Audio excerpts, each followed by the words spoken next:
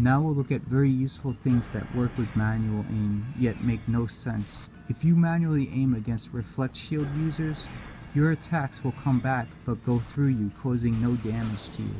This can let you more safely exhaust someone's aura or waste their reflect barrier. This mostly works against the course shield's reverse and about face as well. Every straight shooting projectile I've tried besides bomb shot has missed me. You may still have to watch out for explosions from certain moves turned against you. The other course shields like Gust, Change Course, and Bend all can't block manually aimed attacks at all. They go through and hit your opponent. This is very useful as Gust is a cheap 2-course skill that has 360 protection. It can basically survive any single projectile shot at the player if the shield's used quickly enough. With manual aim, you can hit players too eager to just use Gust. When you use manual aim with non-projectile ranged moves, the attack will always be performed at a fixed range. This range can vary. Killer Satellite will form at a medium range even though it's normally a long-range skill with lock-on. Pin down can be used to detonate mines even. You can also just destroy parts of the level more easily. Manual aim can also be used when someone decoys you in TAD. When hit by decoy, you can only target the person who hit you with lock-on. If you manually aim with your attack instead, you can still keep the pressure on the other player you're attacking. To get past some shields, people have manually aimed parabolas at a fixed range, so the explosions hit someone from behind.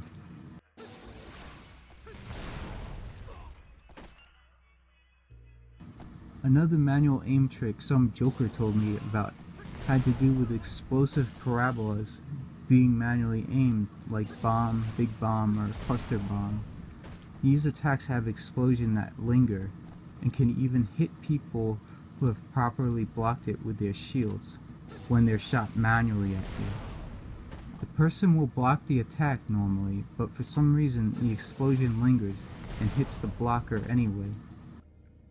Moving away with a brush shield that has just been destroyed is one way to avoid it, but if your brush shield does not get destroyed, you really can't move and you're very likely to have the explosion hit you. When brush shield's blocked, sometimes you can move forward to avoid the explosion.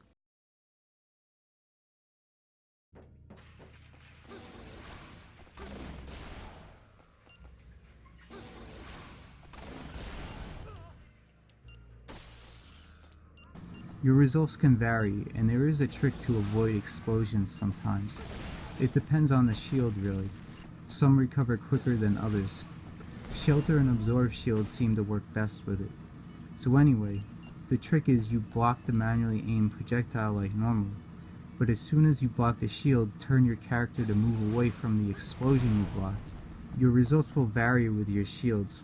Wall of Fire doesn't do too good with this, but Glacial Wall seems to recover faster, even though both shields are barrier shield types.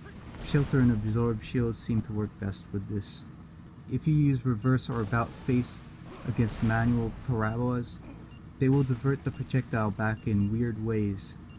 Usually, they land close to the ground. Just stay back when the explosion occurs from a diverted parabola, because the explosion effect will linger and you can walk into it. You can sometimes throw people off a little when you use close range attacks without lock-on turned on. It can let you mix up your spacing a little. Turning off your lock-on when you use close range moves can also be useful to help you avoid your opponent baiting you off a cliff. If you lock onto them and they dodge to the side, you can end up falling off. There are some skills that don't work well with manual aim. Anything that does damage based on something about your opponent will only do 0 plus whatever strength buff you have equipped. Even though you're at 10 and your opponent is at 20, a manually aimed Judge of Anubis does 0 damage by default. This also applies to things like Heat from the Void or Psycho Burst. If you want close range moves like Psycho Burst or Aura Backflow to do more than 0 plus your strength buff, You have to be locked on the person you're trying to hit in close range. To possibly improve your manual aim success, you can go to the options screens in Phantom Dust and set your camera to a faster speed. It can help you get around levels more efficiently too. Also, in the options, you can also change your lock-on ability so that you can lock onto your teammate in tag team mode. This can be helpful for lining up long-range moves like friendship to your teammate. It can help you determine where your teammate is at times as well.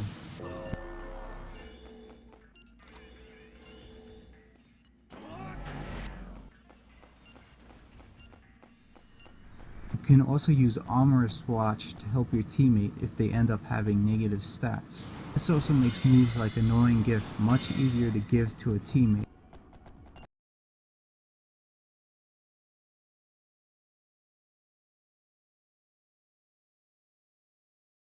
You can also use Teammate Lock-On to kill a teammate and then quickly pick them up easily afterwards. This can be useful if you want your teammate at a higher life than say 1 in a match. Instead, you can jump them up to 10 and give them a little more breathing room. It helps to communicate this to your teammate so that they don't try and block your move. You can also knock your teammate out so they don't suffer from hit all erase moves or armor rolls. Knocked out players don't get affected by these moves, so you can knock your teammate out and then use Vicious Balance or Armoros moves without hurting your teammate, and then resurrect them. If you really want to get crazy, you can knock your teammate out, then use the skill Phantom Dust, and resurrect your teammate without them losing any level. After you resurrect them, he now has 2 opponents that have 0 level,